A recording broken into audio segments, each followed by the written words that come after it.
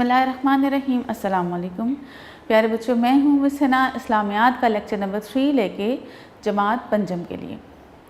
जैसा कि आपको पता है मुल्क के हालात सभी को पता है कि बहुत ख़राब हैं सब, और रमज़ान भी जो है स्टार्ट हो चुके हैं।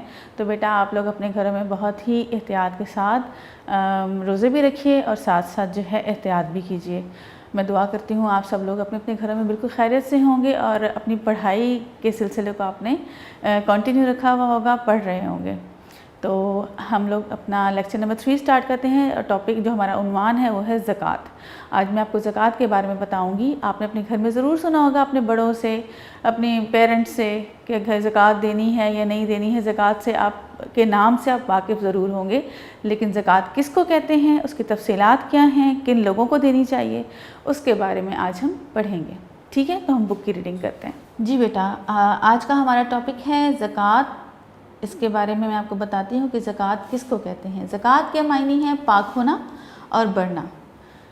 जब हम अपने पैसों के में से कुछ हिस्सा गरीबों को या जो हकदार हैं उनको दे देते हैं तो उससे हमारा माल पाक भी होता है, पाक साफ़ हो जाता है। जैसे वज़ू करने से हम बिल्कुल पाक हो जाते हैं, उसी तरह हमारा माल बिल्कुल पाक हो जाता है। और हमें ऐसा हम समझते हैं कि शायद हमने पैसे दे दिए हैं तो हमारे पैसे कम हो गए हैं, ऐसा नहीं होता।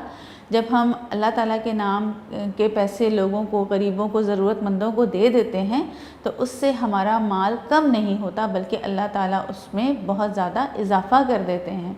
ठीक है, उसमें बरकत हो जाती है। ज़कात से मुराद वो माल है जो आक़िल, बालिग़ और साहिब निसाब मुसलमान पर साल गुज़रने के बाद अदा करना लाजिम है। ज़कात अदा करना हर साहिब निसाब मुसलमान पर फ़र्ज़ है। साहिब निसाब का मतलब ये होता है कि एक ख़ास मकदार में, एक ख़ास अमाउंट में रकम का वो हिस्सा आपके पास, किसी भी इंसान के पास पूरे साल तक उसी क्वांटिटी में, उसी मकदार में मौजूद रहे। जैसे अगर आपके पास 10,000 रुपये हैं तो वो एक साल तक 10,000 ही रहेंगे, तो आपको उसके ऊपर कुछ हिस्सा ज़कात का देना है। और किन लोगों को देना है? जो ज़रूरतमंद हैं, जो हकदार हैं, उनको देना है। साहिब निसाब उस शख्स को कहते हैं जिसके पास, ये मैंने आपको भी बताया, कि एक ख़ास मकदार में माल जमा हो और उस पर एक साल गुजर जाए। निसाब ज़कात से मुराद माल की वो मकदार है जिस पर ज़कात फ़र्ज़ हो जाती है। इस्लाम के मुक़र्रर करदा निसाब ज़कात में दर्ज झेल चीज़ें शामिल हैं। वो आपको ये बता रहे हैं कि किन किन चीज़ों के ऊपर ज़कात वाजिब होती है, कि हमारे पास ऐसी कौन सी चीज़ें हैं, कितनी मकदार में। अगर हमारे पास 7.5 तोले सोना या 52.5 तोले चांदी या उसके कीमत के बराबर हमारे पास नकद रकम, मैं ये समझती हूँ कि आपका माइंड जो है, आपकी जो सोच है अभी इस बात को समझने के लिए उतनी रिफाइंड, उतनी प्योर, उतनी बड़ी नहीं है कि आपको ज़कात की तफसीलात बहुत अच्छी तरह समझ में आए। लेकिन कुछ ना कुछ जब आपको मैं पढ़ाऊँगी, समझाऊँगी, तो उसमें से कुछ ना कुछ हिस्सा जो है आपकी समझ में ज़रूर आएगा। तो ये उन्होंने हमें एक अमाउंट बता दी है, एक मकदार बता दी है कि जिसके पास इतना गोल्ड है, इतना सोना है या इतनी चांदी है और इसके बराबर की रकम मौजूद है और वो एक साल तक उसमें कोई कमी नहीं हुई, वो इसी तरह आपके पास पड़ी रही, तो इसका मतलब कि आपने उसके ऊपर कुछ परसेंट, कुछ जो है हिस्सा जो है ज़कात का देना है और लाजमी देना है।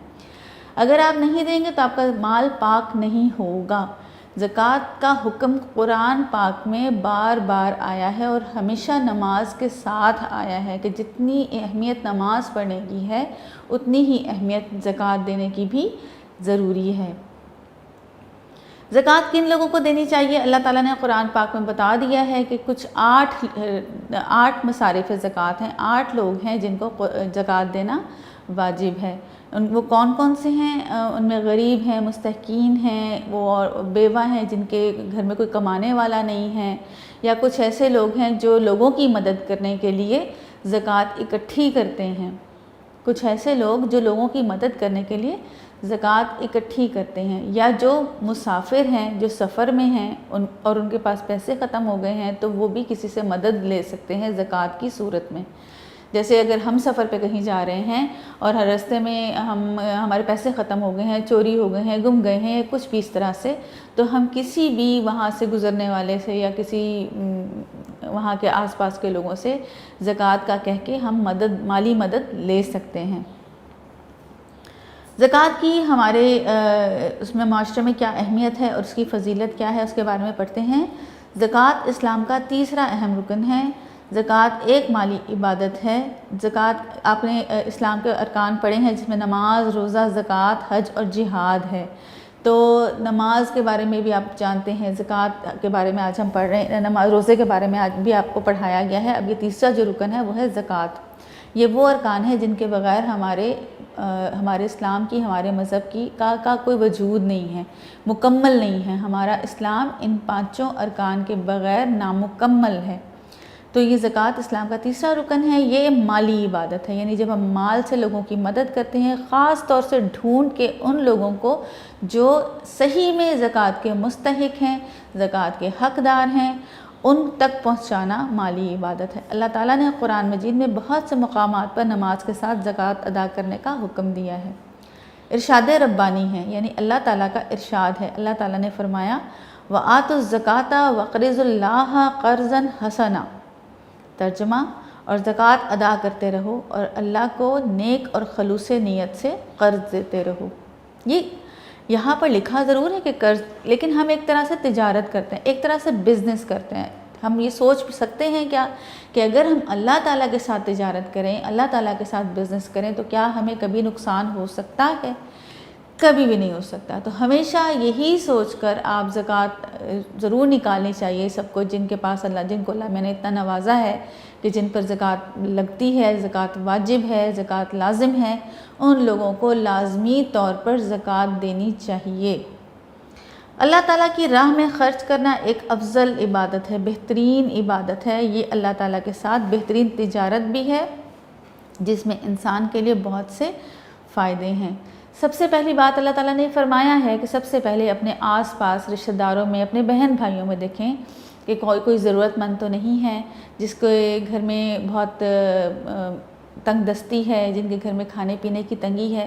ویسے تو زکوٰۃ دینے کے لیے کوئی خاص وقت مقرر نہیں ہے، لیکن کیونکہ رمضان میں ہر ایک چھوٹی نیکی کا بھی دوہرا فائدہ ہمیں ملتا ہے، زیادہ ثواب ملتا ہے، اس لیے لوگ کوشش کرتے ہیں کہ زکوٰۃ زیادہ سے زیادہ رمضان شریف میں نکالیں۔ لیکن جہاں تک میں یہ سمجھتی ہوں کہ ہم جب کسی کی مدد اس وقت کریں جس وقت وہ شدید مشکل میں ہے، چاہے وہ رمضان کا مہینہ ہے، چاہے وہ محرم کا مہینہ ہے، چاہے وہ کوئی سا مہینہ ہے، تو اس کا اجر اور اس کا ثواب بہت زیادہ ہے جس وقت ہم کسی کی مشکل میں مدد کرتے ہیں۔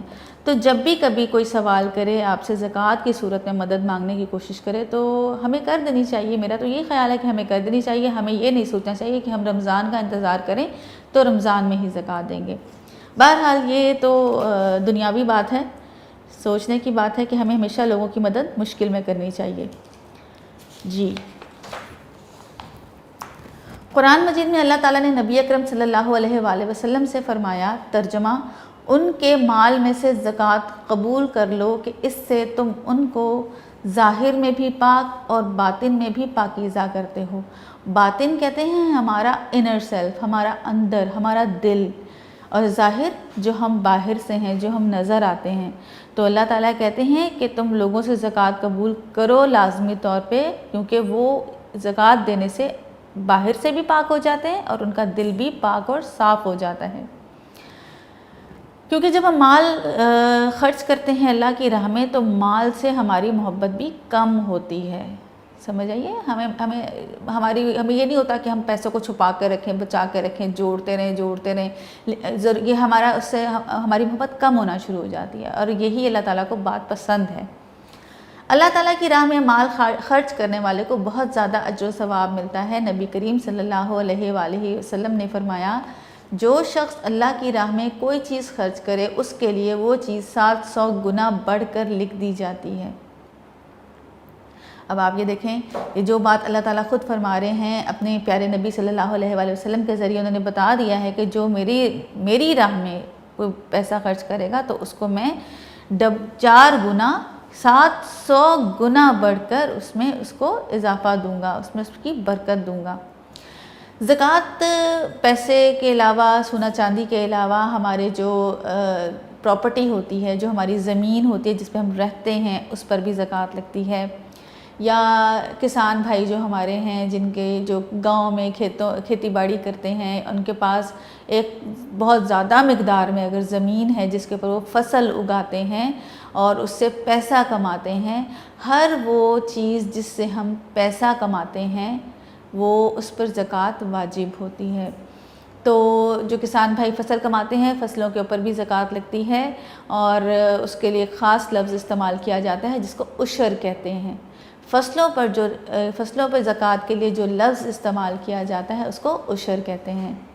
اس کے علاوہ جو مویشی جانور جیسے گائے بھینسیں لوگوں نے رکھی ہوتی ہیں اور اس سے خوب ڈھیر سارا کاروبار کرتے ہیں، دودھ بیچتے ہیں، گھی بناتے ہیں، اور اس سے ان کا جو ذریعہ آمدن ہے وہ کمانے کا ذریعہ ہے، تو مویشیوں کے اوپر بھی جو ہے زکوٰۃ لگتی ہے، اس پر بھی واجب ہے، وہ بھی ایک خاص مقدار میں، کہ آپ کے پاس جیسے انہوں نے بتایا کہ 7.5 تولے سونا ہے اور اس کے ایکول آپ کے پاس، اس کے برابر آپ کے پاس اگر جانور ہے تو اس کے اوپر بھی زکوٰۃ لگے گی، واجب ہوگی۔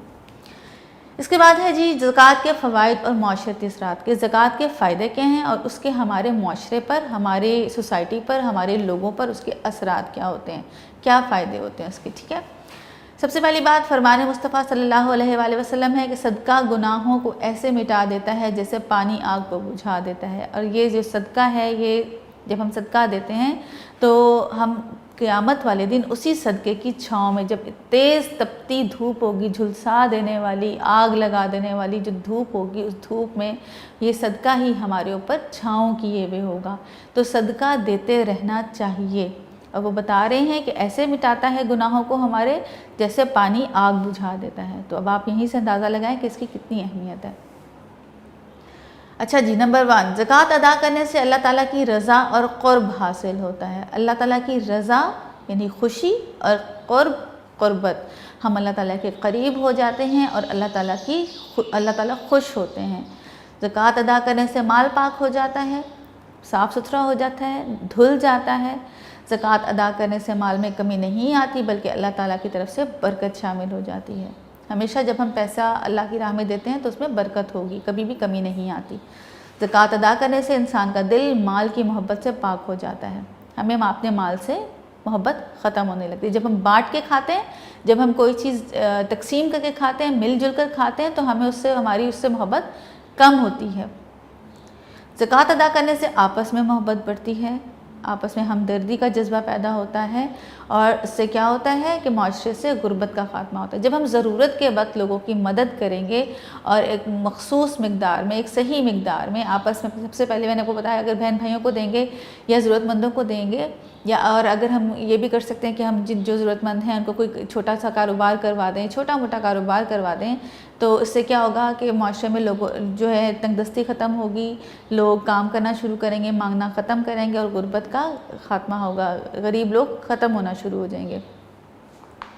زکوٰۃ ادا کرتے ہوئے اس بات کا خیال رکھنا چاہیے کہ یہ صرف اصل حقدار ہی کو ملے، ہمیں ثواب تب ہی ملے گا جب ہم صحیح حقدار کو، جو اصل میں اللہ تعالیٰ نے بتایا ہے کہ کن لوگوں پر زکوٰۃ واجب ہے، اگر ہم صحیح بندے تک پہنچائیں گے، صحیح حقدار تک پہنچائیں گے، تبھی ہمیں اس کا ثواب ملے گا۔